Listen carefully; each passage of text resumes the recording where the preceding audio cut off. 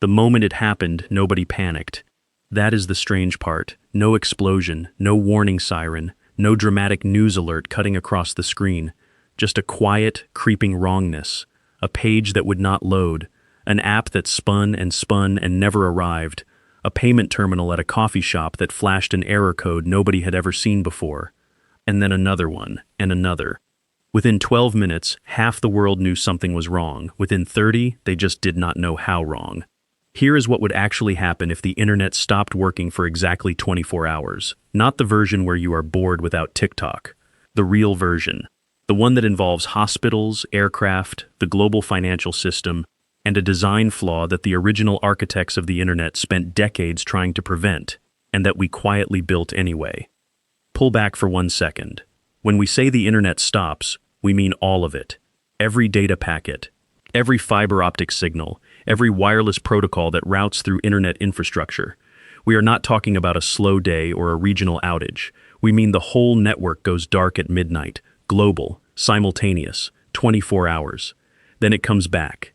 That framing matters, because the question is not just what breaks. The question is what breaks, in what order, and what the damage looks like after the lights come back on. Let's start with the first 60 seconds.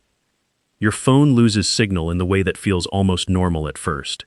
Apps crash quietly in the background. Imamol stops delivering. WhatsApp goes gray. TikTok, Instagram, Snapchat, all of it freezes mid-scroll. For most people, that first minute feels like a bad signal day, annoying, temporary. The kind of thing you fix by toggling airplane mode on and off and pretending that does something. But in that same 60 seconds, something else is happening that has nothing to do with social media. ATMs stop working. Not some ATMs, almost all of them. Because here is what most people do not realize about the global banking system. Approximately 90% of all financial transactions worldwide now touch internet-connected systems at some point in their processing chain. That includes the machine on the corner that you think of as a simple cash box. It is not a simple cash box. It is a networked terminal that authenticates your identity, checks your balance against a live database, and routes the transaction through layers of software that all require internet connectivity to function. The moment the network goes dark, the ATM does not know who you are. It does not know if your account exists. It cannot authorize anything. The card reader at the grocery store fails for the same reason. The contactless payment on your phone, the wire transfer you set to auto-process, frozen. Within the first 2 hours, an estimated 4.6 billion people would lose access to at least one critical service: banking, healthcare records, navigation, communications. Not because those things are frivolous, because decades of infrastructure decisions quietly moved all of them onto the same network. And that raises a stranger question. What about the people who cannot afford to wait 2 hours? Somewhere in those first 2 hours, someone is in a hospital, maybe mid-surgery, maybe waiting on a diagnosis that requires a record stored in a cloud-based system, maybe a nurse trying to pull up a medication dosage from an electronic health record that her hospital migrated to an internet-connected platform 3 years ago and never bothered to build an offline backup for. There are over 6,000 hospitals in the United States alone. A 2021 study found that 74% of them had no fully offline fallback system for critical patient records in the event of a network outage. 74%. That number is not a footnote. That is the majority of American hospitals holding patient lives in a system with no safety net below it. And here is the part that makes it worse. Emergency services are on the same infrastructure now. As of 2023, approximately 40% of 911 call centers in the United States route calls through internet-dependent voice-over internet protocol systems, VoIP, the same underlying technology that powers your internet phone calls at home, which means in the regions that have migrated fully to that system, the line between you and emergency help goes silent the moment the network does. Think about what that actually means, not as an abstract statistic, as a moment. Someone dials 911, nothing happens. We will come back to the hospitals. But first, something that will surprise you even more. Most people, when they imagine a global internet outage, assume at least one system stays safe, one thing that does not depend on data packets and fiber cables. That thing, in most people's mental model, is GPS. It makes sense. GPS is satellite-based. Signals from orbit bouncing down to your device. What does that have to do with the internet? Here is what that mental model gets wrong. The GPS satellite constellation transmits a raw signal. That raw signal alone gives you positioning accuracy of about 10 to 100 meters. That is fine for roughly knowing what city you are in. It is not fine for landing a commercial aircraft on a specific runway, or for the autonomous systems and precision navigation that modern logistics depends on. To get down to the 3-meter accuracy that everyday navigation actually uses, GPS depends on something called the satellite-based augmentation system, ground-based correction stations that push real-time adjustment data to your receiver, feeding it through internet-connected infrastructure. Without those correction feeds, GPS accuracy degrades fast. Within a few hours of a total internet outage, precision GPS becomes unreliable. For most drivers, that means your Maps app gets sluggish and imprecise. Annoying. For commercial aviation, it means something much more serious is already in motion. Drop a comment below right now on what system surprised you most. Banking? GPS? The hospitals? Because we are not even close to the strangest part yet. Aviation does not fall out of the sky. Let's be clear about that. Planes already in the air have their own onboard systems and communicate on independent radio frequencies. The immediate danger is not mid-flight, but within 2 to 4 hours, something quieter and more total begins to happen. Dispatchers cannot coordinate with aircraft because the data link systems they use are internet connected. Air traffic control facilities that have migrated to modern digital coordination software lose their real-time data feeds. Airlines cannot issue departure clearances through their standard systems. Ground crews cannot receive updated routing. Gate management, fuel coordination, baggage handling software, all of it requires network connectivity that is now gone. Airports do not go dark, they go still. The planes already in the air land, and then almost nothing takes off. Within 2 to 4 hours of the outage beginning, the global aviation system would effectively enter a holding pattern. Hundreds of thousands of passengers stranded. Schedules that took weeks of optimization collapsed. And here is what nobody thinks to ask. When the internet comes back, those planes do not simply resume. Every grounded flight, every displaced crew, every missed connection has to be recalculated from scratch inside the same software systems that just failed for a full day. The aviation recovery alone could take weeks. That question is still open. By hour 6, the scope of this thing has expanded beyond what most people's imagination initially contains. Social media was never the point. The internet is not the place you go to post photos. It is the nervous system of the physical world.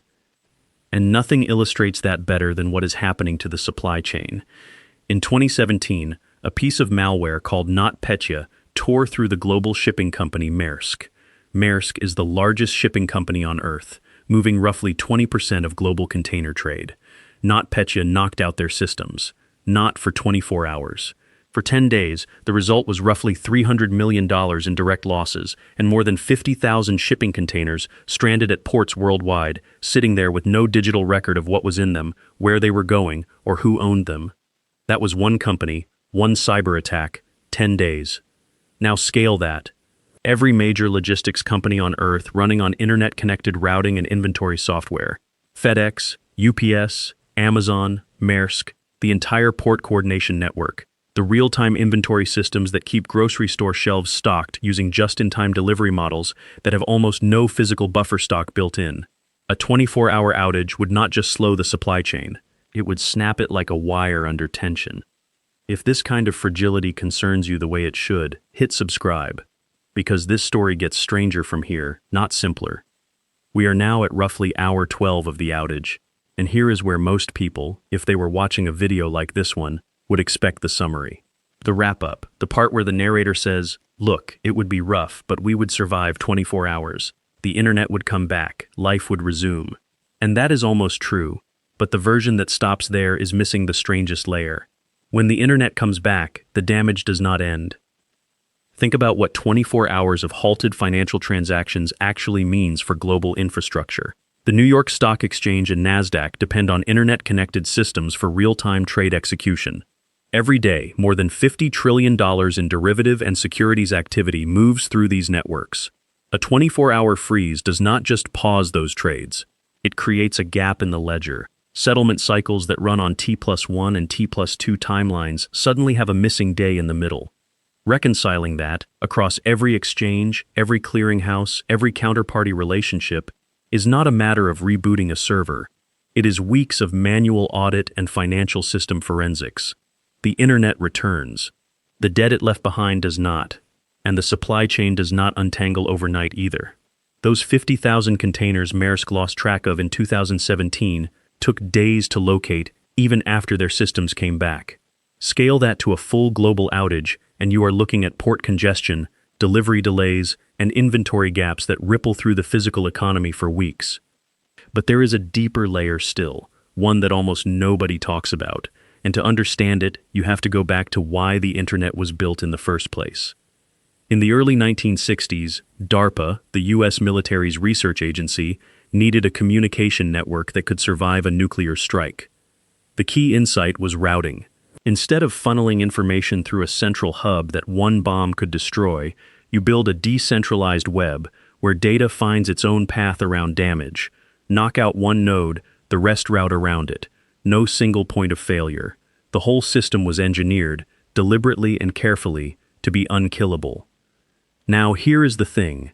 On the day of our outage, that original architecture is still underneath everything. The protocols still work, the routing logic still functions. In theory, the internet should be exactly as resilient as DARPA designed it to be. So why did it all go down at once? That is the question the DARPA origin story is actually asking. Because the architecture did not fail. What happened to it did. Corporations got very good at being efficient. Today, approximately 70% of all global internet traffic passes through systems owned or operated by just 5 companies. Google, Amazon, Meta, Microsoft, Cloudflare. Those 5 companies run the cloud infrastructure, the content delivery networks, the DNS resolution services, and the backbone routing that the entire internet depends on. The physical cable infrastructure is slightly more distributed, but not much. Roughly 97% of all international internet traffic travels through approximately 400 undersea fiber optic cables. Most people have never thought about those cables for a single second of their lives. They are narrow tubes of glass, some no thicker than a garden hose, lying on the floor of the Pacific and Atlantic Oceans, carrying the entirety of global digital civilization. If even 5 to 10 of the major trunk cables were cut simultaneously, transoceanic internet traffic would collapse within minutes. The network designed to be unkillable has been quietly, incrementally, and perfectly legally transformed into something with a handful of critical choke points. Decades of corporate optimization reversed the founding principle of the entire system. The thing built to have no single point of failure now has several. And this is not theoretical. We have already seen what concentrated fragility looks like in practice. In 2021, Facebook went down for 6 hours. Not the whole internet, just Facebook's platforms. In those 6 hours, an estimated 3.5 billion people lost access to their primary communication tools. Instagram, WhatsApp, Messenger, all gone simultaneously. But here is the detail nobody focuses on. Facebook's own engineers could not get into the server rooms to fix the problem physically, because the digital door access systems in those buildings also ran on the same internal network that had failed. The people responsible for fixing the internet were locked out of the building. 6 hours. One company, 3.5 billion people affected. And the engineers were standing outside their own data center, physically unable to get in. Now ask the harder question. Could this actually happen? Not as a thought experiment, as a real event in the real world. The answer is yes, and we know it because versions of it already have. In 2019, the Syrian government cut the country's internet, completely, deliberately. The economic damage was measurable within 48 hours. Banking froze, communications severed.